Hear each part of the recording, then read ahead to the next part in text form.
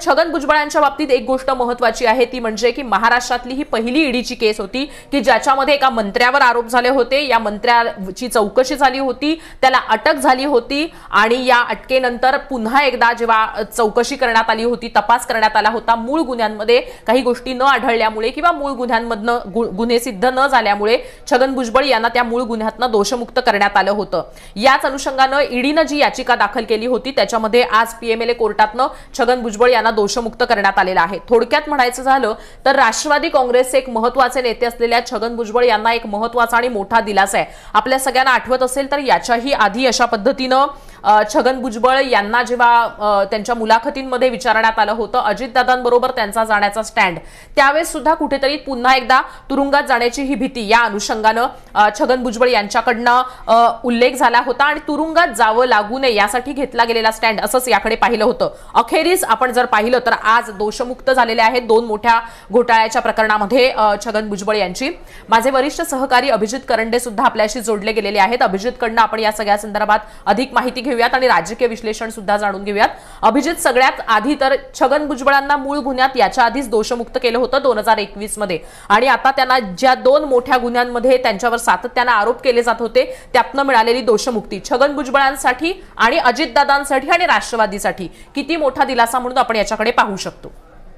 छगन भुजबळ यांच्यासाठी वैयक्तिक आणि त्यांच्या कुटुंबासाठी हा खूप मोठा दिलासा आहे। त्याचं कारण असं आहे की याच एका गोष्टीमुळे छगन भुजबळ यांना कुठल्याही राजकीय मुवमेंट करताना किंवा वाटचाल करताना बऱ्याच अडचणींचा सामना करावा लागलेला आपल्याला बघायला मिळालेला आहे। तर गेल्या काही दिवसांपासून तर आपण या कितीचा आरोप होता तर 850 कोटी रुपयांच्या मनी लॉन्ड्रिंगचा आरोप जो आहे तो छगन भुजबळ यांच्यावरती झालेला आपण बघितलेलं होतं। आणि याची पार्श्वभूमी काय आहे तर छगन भुजबळ जेव्हा मिनिस्टर होते, सार्वजनिक बांधकाम मंत्री होते, त्या काळामध्ये हा सगळ्या प्रकार घडल्याचा आरोप होता। दिल्लीतलं महाराष्ट्र सदन जे आहे ते बांधण्याच्या साठी म्हणून मुंबईतलं हायमाउंट रेस्ट हाऊस आणि वांद्रे येथील आरटीओ इमारतीच्या बांधकामाचं कंत्राट जे आहे ते कुठल्याही निविदेविना चमनकर कंपनीला दिल्याचा आरोप होता आणि या बदल्यात किकबॅक्स मिळाल्या छगन भुजबळ यांच्या कुटुंबाच्या कंपन्यांना, असा तो आरोप होता। आणि या सगळ्या आरोपानंतर, हे आरोप केव्हा झाले 2009 ते 14 ज्या वेळेला आपल्याला कल्पना आहे की महाराष्ट्र इथे आघाडीचं सरकार होतं काँग्रेस राष्ट्रवादीचं, त्या काळामध्ये देवेंद्र फडणवीस हे प्रदेशाध्यक्ष होते आणि खडसे विरोधी पक्ष नेते आणि तावडे विधान परिषदेचे विरोधी पक्ष नेते होते। त्यावेळेचं हे सगळं प्रकरण आहे। या सगळ्या प्रकरणामध्ये 3 महत्वाचे टप्पे आहेत। त्यातला कुठला? पहिला तर लाचलुचपत प्रतिबंधक विभागाने या प्रकरणी 2015 मध्ये पहिला गुन्हा दाखल झाला। म्हणजे भाजपचं सरकार आल्यानंतर, देवेंद्र फडणवीस मुख्यमंत्री झाल्यानंतर यातला पहिला गुन्हा एसीबीने दाखल केला होता। 2016 साली ईडीनं मनी लॉन्ड्रिंगचा खटला दाखल केला आणि त्यामध्ये छगन भुजबळ यांना अटक झाली होती। छगन भुजबळ हे जवळपास 2 वर्ष जे आहे ते तुरुंगवास छगन भुजबळ यांना भोगावा लागला। आपण बघितलं की छगन भुजबळ यांचे विविध फोटो सुद्धा त्या काळातले बाहेर आले आणि छगन भुजबळांचा एक जो फोटो होता की ज्याच्यामध्ये त्यांची दाढी वाढलेली आहे, त्यांनी डोक्यावरती टोपी घातलेली आहे आणि ते व्हीलचेअरवर बसून येत आहेत, तर तो फोटो मला असं वाटतं की अनेक राजकारणातल्या भल्या भल्यांना धक्का देऊन जाणारा फोटो होता। कालपर्यंत भुजबळ हे इतके ताकदवर मंत्री होते आणि त्यांची अशी अवस्था तुरुंगात गेल्यानंतर झाली आणि त्यानंतर अनेक लोकांनी आपल्या भूमिका ज्या आहेत त्याच्यामध्ये कशी लवचिकता आणली हे आपण राजकारणामध्ये पाहिलेलं आहे। पण या प्रकरणामध्ये सगळ्यात मोठा जो ट्विस्ट जो आला तो आला 2021 मध्ये, कारण मुंबई सत्र न्यायालयानं त्यांना एसीबीच्या मूळ खटल्यातून दोषमुक्त केलेलं होतं। आता एसीबीनं ज्या वेळेला त्यांना मूळ खटल्यातूनच दोषमुक्त केलं त्यावेळेला त्यांनी चमनकर बंधूंची पण त्याच्यातून मुक्तता झाली, कारण याच्यामध्ये खटला कोणाकोणावर होता तर सार्वजनिक बांधकाम मंत्री माजी छगन भुजबळ, त्यांचे पुतणे समीर भुजबळ आणि मुलगा पंकज भुजबळ, त्या सकट चमनकर कंपनी यांच्यावरती एफआयआर होते। आणि ज्या वेळेला त्यांनाच याच्यातून पहिल्यांदा दोषमुक्त ठरवण्यात आलं त्यावेळेला ईडीचं जे चार्जशीट होतं ते सुद्धा तिथं तकलादू ठरलं असं दिसायला लागलं आणि मग त्यांनी दोषमुक्तीसाठी अर्ज केलेला होता आणि अखेर छगन भुजबळ यांना आज जे आहे ते दोषमुक्त करण्यात आलेलं आहे। आणि कोर्टानं निर्णय देताना पण तेच सांगितलेलं आहे की याच्यातला जो मूळ खटला आहे किंवा याच्यातली जी मूळ एफआयआर आहे तर तीच प्रूव्ह होताना दिसत नाहीये किंवा तीच त्याला सबस्टॅन्शिएट करताना दिसत नाहीये आणि म्हणून आम्ही छगन भुजबळ यांना दोषमुक्त करतोय असं कोर्टानं म्हटलेलं आहे। मला असं वाटतं की आता याचा राजकीय परिणाम काय आहे तर छगन भुजबळ यांच्यावरती किंवा राष्ट्रवादी काँग्रेस यांच्यावरती त्या काळामध्ये भाजपनं केलेला आरोप जो होता तो चुकीचा होता हे यातून समोर येत आहे। भाजपनं आकसापोटी आरोप केले होते का असा प्रश्न जर कोणी विचारला तर त्याचं उत्तर मला असं वाटतं भाजपचे नेते देऊ शकतील। दुसरी महत्वाची गोष्ट की या दोषमुक्तीला ईडीने अपोज केलेलं होतं. ईडीने विरोध करून सुद्धा कोर्टाने त्यांना दोषमुक्ती ठरवलेलं आहे. याचा अर्थ असा आहे की ईडी ही केस जी आहे ती सबस्टॅन्शिएट करू शकली नाही आणि ज्या पद्धतीने ईडीचा कन्व्हिक्शन रेट आणि त्या सगळ्याबद्दल बोललं जातं त्याच्यात हे अजून एक उदाहरण जोडलं गेलं की ईडी केसेस दाखल करतं, ईडी तुम्हाला काय म्हणून त्याला की अटक करतं, ईडी तुम्हाला गजाआड ठेवतं, पण ईडी त्याला लॉजिकल एंड पर्यंत घेऊन जाऊ शकत नाही. आणि हे पुन्हा एकदा सिद्ध करणारी महाराष्ट्रातली ही एक केस अजून आपल्याला समोर येताना दिसतेय. त्यामुळे मला असं वाटतं की भाजपनं केलेले आरोप आणि ईडीने केलेल्या कारवाया या दोन्ही सुद्धा त्यामुळं मला असं वाटतं की संशयाच्या भोवऱ्यात येतात की नेमक्या किकबॅक्स मिळाल्या होत्या का नव्हत्या मिळाल्या, नेमक्या किती मिळाल्या होत्या, त्या प्रूव्ह का नाही करता आल्या, मग आरोप चुकीचे होते का, मग त्याच्यासोबतचे पुरावे जोडण्यामध्ये काही त्रुटी राहिल्या का, त्या त्रुटी राहिल्या तर त्या कशामुळे राहिल्या, त्याची जबाबदारी कोणाची. आणि सगळ्यात गमतीचा भाग हा आहे की 2014 ते आतापर्यंत जर आपण बघितलं तर 24 आणि 25-26 म्हणजे 12 वर्षापैकी 2 वर्ष जर वगळली तर महाराष्ट्रामध्ये आणि केंद्रामध्ये भाजपची सत्ता आहे. महाराष्ट्रामध्ये 2 वर्ष फक्त नाहीये, पण केंद्रामध्ये फुलप्रूफ भाजपची सत्ता आहे. आणि तरी सुद्धा इतका मोठा आरोप केल्यानंतर तो ईडीला प्रूव्ह न करता यावा किंवा यंत्रणांना तो लॉजिकल एंड पर्यंत घेऊन न जाता यावं यासारखं दुर्दैव काही नाहीये. अर्थात ते लॉजिकल एंडला नेता आलं नाही याचा 2 अर्थ होतात. एक अर्थ असा होतो की त्याच्यामध्ये तथ्य नव्हतं आणि दुसरा अर्थ असा होतो की याच्यामध्ये काही त्रुटी राहिल्या. आता याचं उत्तर जे आहे तर त्रुटी राहिल्या का याचं उत्तर ईडी देऊ शकते आणि याच्यामध्ये तथ्य नव्हतं तरी आरोप झाले का याचं उत्तर भाजप देऊ शकते. त्याच्यामुळे मला वाटतं की हे दोन्ही प्रश्न जे आहेत ते आताच्या घडीला विचारले जातील. हर्षदा, अभिजित, जसं तू म्हणतोयस त्याप्रमाणे, पण याच प्रकरणामध्ये तू एक उल्लेख केला होतास ते म्हणजे की देवेंद्र फडणवीस आल्यानंतर या सगळ्या गोष्टीची जी कारवाई आहे ती झाली होती. तसंच 2015 मध्ये नाशिक, पुणे आणि ठाणे या भागांमध्ये जिथं जिथं छगन भुजबळांची प्रॉपर्टी आहे अशा 17 ठिकाणांवर धाडी टाकल्या होत्या एसीबीनं आणि त्यानंतर म्हणजे 15 ठिकाणी इतर एसीबीच्या छापे झाले होते छगन भुजबळांची हीच मालमत्ता चेक करण्यासाठी किंवा या दृष्टीनं तपास करण्यासाठीच. तसंच आणखीन एक प्रकरण ज्याच्यामध्ये आज छगन भुजबळांना दोषमुक्ती झालेली आहे ती म्हणजे तळोजा गृह प्रकल्प प्रकरण जे आहे त्याच्यामध्ये त्यांचा मुलगा पंकज आणि त्यांचा जो पुतण्या आहे समीर अशा दोघांवर आरोप झाले होते. 2344 इतके फ्लॅट्स विकून 44 कोटी रुपये गोळा केले आणि हा प्रकल्प पुढे पूर्ण झाला नाही म्हणून त्यांच्यावर आरोप करण्यात आले होते. या प्रकरणामध्ये सुद्धा 2021 मध्ये ईओडब्ल्यू कडनं दोषमुक्ती झाली होती आणि जसं तू सांगितलंस त्याप्रमाणे या दोषमुक्तीनंतर ईडीनं कारवाई करण्यासाठीची केस दाखल केली होती, पण आज त्या प्रकरणामध्ये सुद्धा दोषमुक्ती झालेली आहे. आतापर्यंत आपण जर पाहिलं तर छगन भुजबळांना अशा पद्धतीनं दोषमुक्ती मिळणं याच्याकडे कसं पाहिलं पाहिजे, कारण महाराष्ट्रातली ही पहिली ईडीची केस आहे सुप्रीम कोर्टानं.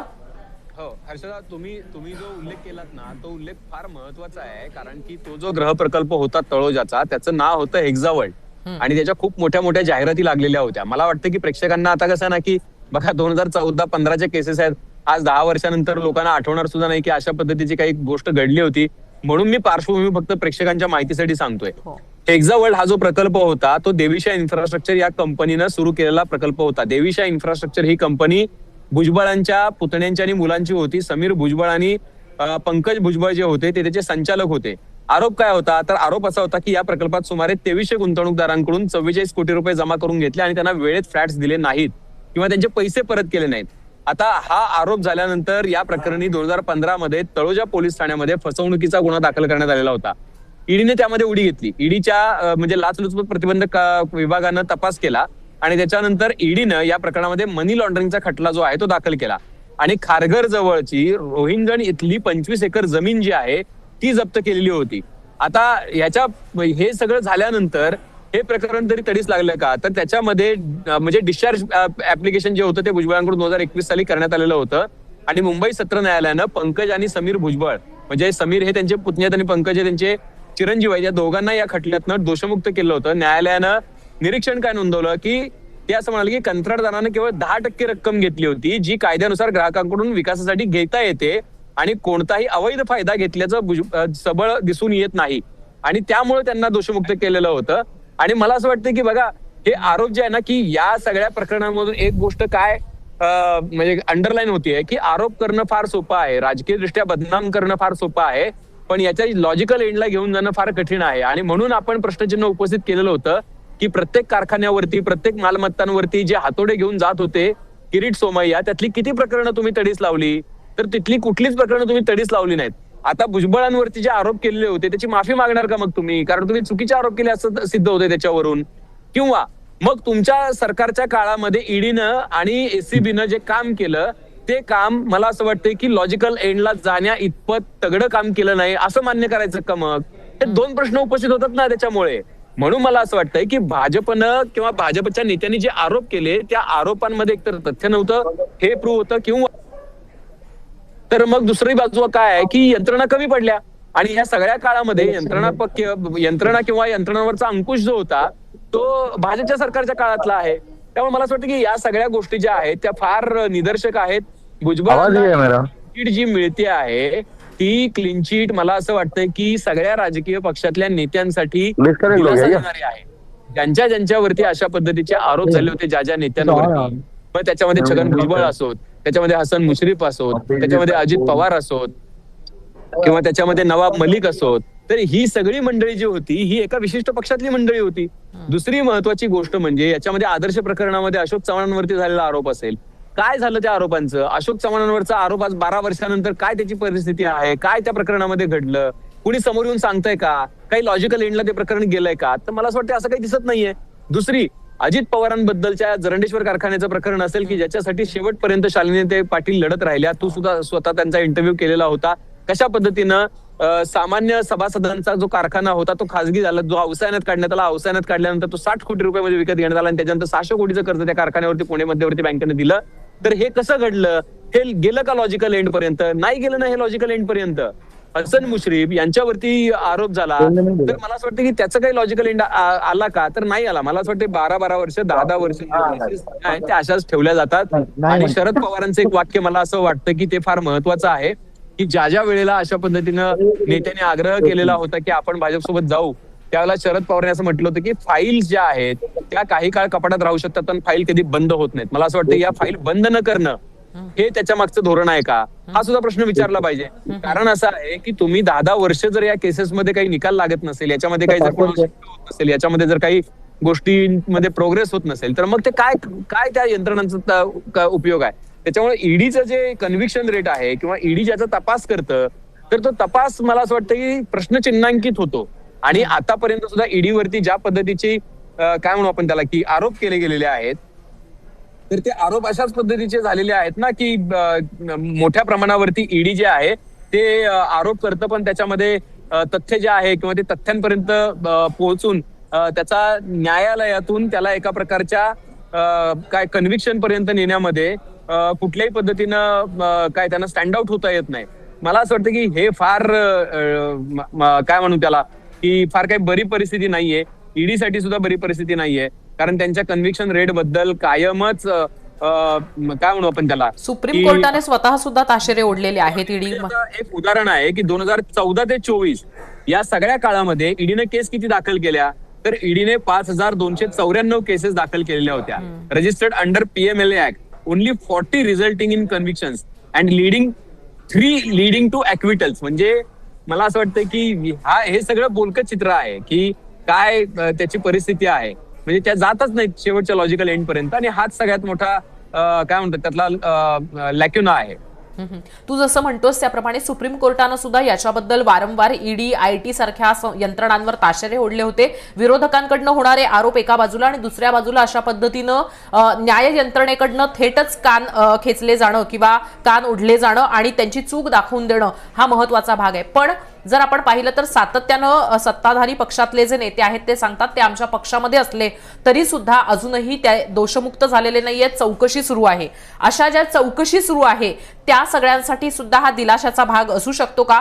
किंवा इथून पुढच्या राजकारणामध्ये ईडी किंवा अशाच यंत्रणांच्या माध्यमातून जे घाबरवण्याचं राजकारण आहे ते कमी होऊ शकतं, थांबू शकतं का? मला असं वाटतं की ईडी आहे कुठे? आता ईडी जर तुम्हाला कुठे दिसेल तर ज्या राज्यामध्ये इलेक्शन त्याच राज्यामध्ये तुम्हाला ईडी दिसेल. महाराष्ट्रामध्ये लोकसभा इलेक्शन नंतर ईडीने किती राजकीय कारवाया केल्या किंवा राजकीय नेत्यांवरती कारवाया केल्या तर त्याचं उत्तर तुम्हाला पेपरांमध्ये आणि माध्यमांच्या काय बातम्यांमध्ये दिसून येतंय की अशा पद्धतीच्या काही फार कारवाया झाल्या तर तुम्हाला दिसत नाहीये. अर्थात त्या कॉर्पोरेट्स वरती बिल्डर्स वरती झाल्या असतील पण त्याचा राजकीय संबंध फार ठिकाणी काही जोडला गेला नाही. त्याचं कारण असं आहे की अंमलबजावणी संचालनालय काय म्हणू आपण त्याला, ही यंत्रणा राजकीय कारवायांमुळे प्रचंड मोठ्या प्रमाणामध्ये बदनाम झाली, त्याचा राजकीय फायद्यासाठी वापर केला जातो असा आरोप होऊ लागला. केवळ महाराष्ट्रातच नाही तर पश्चिम बंगालमध्ये सुद्धा तशा पद्धतीचे आरोप गेल्या इलेक्शनच्या वेळेला झाले. आता परत एकदा आत्ताही तिथे सुरू आहेत. इलेक्शन होत आहेत. हो. सुवेंदू अधिकारी असतील किंवा त्यांचे ममता बॅनर्जींचे इतर सहकारी असतील, बिहारमध्ये झाला, महाराष्ट्रामध्ये झाला, काय शेजारच्या कर्नाटकामध्ये DK शिवकुमार यांच्यावरती तशा पद्धतीचे आरोप झाले. तर मला असं वाटतं की असं कुठलं राज्य आहे की जिथे ईडीने कारवाई केल्या नाहीत आणि राजकीय नेते जे आहेत ते त्याच्यामध्ये त्यांच्यावरती आरोप झाले नाहीत. पण प्रश्न असा आहे की हे सगळं झाल्यानंतर त्याचा एंड रिझल्ट काय आहे? The end result is important. जर एंड रिझल्ट जर त्याचा कन्व्हिक्शन मध्ये नसेल किंवा त्याच्यामध्ये कोणाला शिक्षाच होत नसेल तर मग मला असं वाटतं की हे फारच काही आशादायी चित्र नाहीये. ईडी सारखी यंत्रणा बदनाम होणं किंवा तिचा राजकीय फायद्यासाठी वापर होतोय असं इम्प्रेशन तयार होणं, ते मला असं वाटतं की फारच काय एका प्रकारे निराशाजनक चित्र आहे असं म्हणावं लागेल.